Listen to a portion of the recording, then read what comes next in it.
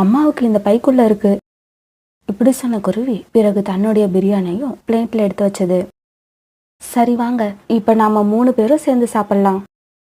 இப்படி இவங்க சாப்பிட போன சமயத்துல வாச கதவு யாரோ தட்டுற சத்தம் கேட்டது. சோனா குருவி வாசல்ல போய் பார்த்தப்ப அங்க ஒரு வயதான புறா ஒரு சின்ன பாத்திரத்தை வச்சுக்கிட்டு நின்றுட்டு இருந்தது. மகளே, எனக்கு ரொம்பவும் பசிக்குதும்மா. ஏதாவது கொஞ்சம் சாப்பிட இருந்தா கொடு. ஒரு நிமிஷம் இருங்க பாட்டிமா, இதோ வந்துடுறேன். இப்படி சொல்லிட்டு உள்ள போன சோனா குருவி தன்னோட பிரியாணியை அப்படியே கொண்டு வந்து பாட்டி கிட்ட கொடுத்தது. இந்தாங்க பாட்டி, சாப்பிடுங்க. அந்த வயதான பறவை எவ்வளவு பசியில இருந்ததோ தெரியல, ரொம்ப சீக்கிரமா அந்த பிரியாணியை சாப்பிட்டுடுச்சு. மகளே, ரொம்ப நாளா சரியா சாப்பாடு கிடைக்காம கஷ்டப்பட்டுக்கிட்டு இருந்தேன். இன்னைக்கு உன்னால என்னோட பசி சுத்தமா அடங்கிடுச்சு. இதே மாதிரி நீயும் உன்னோட குழந்தைங்களும் பசியில கஷ்டப்படவே கூடாது. அதுக்காக நான் ஆண்டவங்கிட்ட எப்போ இந்த வீடியோவோட ஃபுல் லிங்க் கீழே கொடுத்திருக்கு. ப்ளே பட்டனை அழுத்தி பாருங்க.